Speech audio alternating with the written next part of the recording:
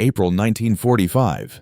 Deep inside a salt mine at Merkers, U.S. troops broke through sealed doors and froze in disbelief. Before them lay mountains of gold bars, coins, and jewels, the hidden fortune of the Third Reich. But this was only the beginning. For years, Nazi Germany had plundered nations and victims alike, moving their wealth through secret channels. And when the war ended, one question haunted the Allies. And the theft and transfer Nazi Germany's hunger for gold began before the war even started. In March 1938, when Germany annexed Austria, officials moved quickly to seize the Austrian National Bank's reserves. Roughly 100 tons of gold were transferred to the Reichsbank in Berlin. Less than a year later, in March 1939, Hitler's troops occupied what remained of Czechoslovakia. The Czech National Bank was forced to hand over its gold deposits. And more than 26 tons, much of it transferred through accounts in the Bank of England, sparking controversy that would resurface decades later. As the war expanded, the Reichsbank, under Walter Funk, became the clearinghouse for stolen reserves. Gold from Poland, Belgium, the Netherlands, and others was seized, melted, and restamped to hide its origins. By mid-war, Germany controlled hundreds of millions of dollars in looted wealth. And the neutral nations connection. Neutral nations played a vital role in this laundering process. Switzerland, with its powerful banking sector, became the main hub. The Swiss National Bank accepted gold directly from the Reichsbank, often without asking questions about its origin. Between 1939 and 1945, Swiss banks received more than 300 million Swiss francs worth of looted gold. Some of it was later sold on to Portugal, which provided Germany with vital tungsten ore for weapons production. Sweden supplied iron and ball bearings, often paid for with Reichsbank gold. Turkey, too, became part of this network, trading chrome ore essential for German industry. And the sources of Nazi gold were not limited to state treasuries. The regime also plundered personal assets on a massive scale. Jewish families deported to ghettos or camps had their valuables seized. Rings, watches, and other possessions were stripped away. More chillingly, dental gold taken from victims in concentration camps was delivered to the Reichsbank, melted down, and added to the reserves. Though exact figures are impossible to establish, investigators after the war found detailed ledgers recording the delivery of this so-called Melmer gold, named after SS officer Bruno Melmer, who arranged shipments from the camps to Berlin.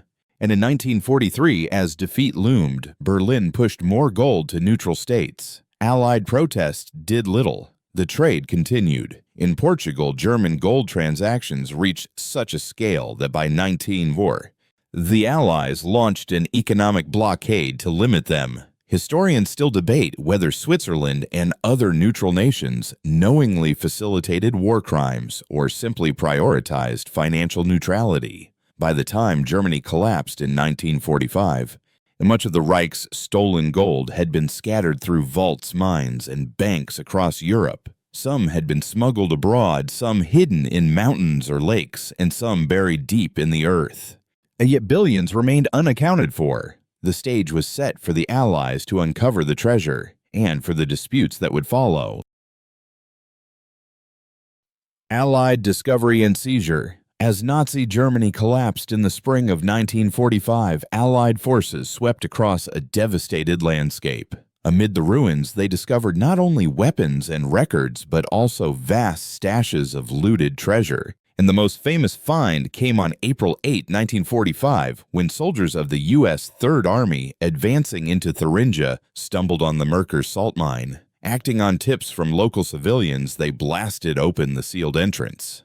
Inside lay a staggering sight: stacks of gold bars, crates of foreign currency, and countless bags of coins. Army accountants later tallied about 8,000 gold bars, along with 55 crates of bullion, and in more than 5 billion Reichsmarks in notes. Alongside it were priceless artworks and jewels seized from across Europe. The Merkers discovery was crucial not only for its scale, but also for timing. And the mine lay in an area soon to be handed over to the Soviet occupation zone. American troops, aware of the political stakes, quickly removed the treasure before Soviet forces could claim it.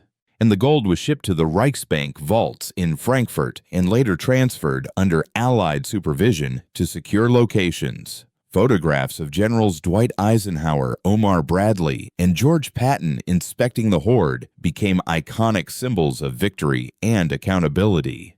Merkers was not unique. Similar caches were uncovered in mines, bank vaults, and hidden depots throughout Germany and Austria. The Kaiserota mine, for instance, held artworks looted from French collections. Other vaults contained central bank reserves, taken from occupied countries. The Allies organized specialized units, including finance officers, intelligence specialists, and the famous Monuments Men to locate, catalog, and safeguard these assets. Their task was immense, and not only protecting cultural treasures, but also securing monetary gold needed for Europe's reconstruction. Another extraordinary case was the Hungarian gold train. In May 1945, U.S. forces intercepted a 46-car train in Austria, carrying valuables looted from Hungarian Jews. The cargo included gold jewelry, silverware, fine china, and even household goods. While much was inventoried, the fate of many items became controversial. Some objects were misplaced, sold or used by U.S. personnel, leading to decades of legal and moral disputes. The incident highlighted the chaotic nature of wartime seizures and the difficulty of managing property stolen from private victims rather than states. Not all treasures were recovered. In the chaos of retreat, German officials and SS officers attempted to hide or destroy evidence of looted wealth. There were reports of convoys dumping crates into rivers and are concealing bullion in alpine bunkers. Rumors spread of submarines carrying treasure across the seas or of secret vaults beneath Bavarian castles. While many of these stories remain unproven, they fueled post-war legends, and that Nazi gold was still waiting to be discovered. By late 1945, Allied authorities had secured thousands of tons of looted gold. The harder question followed: did it belong to nations' private victims or the occupiers themselves? And that dispute would dominate the coming years. Restitution and the Tripartite Commission. The Allied discovery of Nazi gold in 1945 raised an urgent question: how should this stolen wealth be returned? The solution took shape in September 1946. When the United States, Britain, and France created the Tripartite Commission for the restitution of monetary gold. Its mandate was clear: recover the looted reserves seized by the Reichsbank and redistribute them to the countries from which they had been taken. The commission worked from a base in Brussels, processing claims from nations whose central banks had been stripped of reserves: Poland, Belgium, the Netherlands, Greece, and others. Filed detailed requests supported by pre-war account books and witness statements. Each claim was reviewed by Allied finance experts who cross-checked the recovered bullion against Reichsbank records, but the task was overwhelming. And the gold had been melted, restamped, and mixed with legitimate reserves, making precise identification almost impossible. To manage this, the Commission adopted a principle of proportional restitution instead of tracing individual bars to their origins. And it pooled the recovered gold and allocated shares to claimant nations based on documented losses. In theory, this provided a fair settlement. No state recovered its full loss. On average, nations received about 65%, and of pre-war reserves, a compromise that bred resentment. The problem was even greater for individual victims. While the Tripartite Commission handled state claims, the issue of personal assets, from jewelry to Melmer gold, delivered from concentration camps, proved far more complex. Governments often absorbed these claims into their national settlements, leaving survivors and heirs with little or no restitution. By the 1950s, as Cold War priorities shifted, pressure for individual compensation faded into the background. Many looted families never saw their possessions returned, yet the issue never fully disappeared. By the 1990s, renewed attention to Holocaust-era assets put pressure on neutral countries, especially Switzerland, accused of profiting from Nazi gold. Swiss banks were forced into restitution funds to address long-ignored claims. The turning point came with the London Conference on Nazi Gold in December 1997.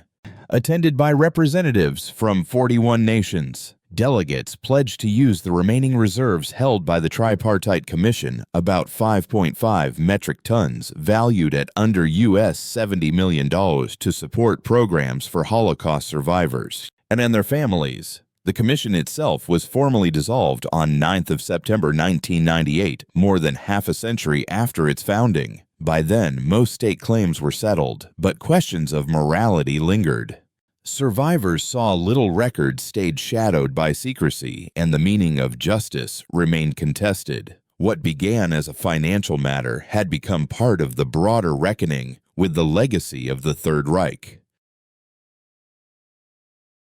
Unresolved mysteries and legacy. Even after decades of recovery and restitution, the story of Nazi gold is far from complete. Gaps remain in the record, and myths continue to surround its fate. Some gold was recovered, cataloged, and redistributed, yet a portion disappeared into murky transactions, hidden caches, or financial systems reluctant to disclose their wartime dealings. One of the most enduring controversies involves Switzerland. And during the war, the Swiss National Bank accepted hundreds of millions of francs worth of Reichsbank gold. Later investigations confirm much of it was looted. By the 1990s, Swiss banks faced global scrutiny over dormant accounts belonging to Holocaust victims. Years of legal battles led to major settlements, but critics argued they came too late and never matched the scale of loss. Other stories remain shrouded in speculation.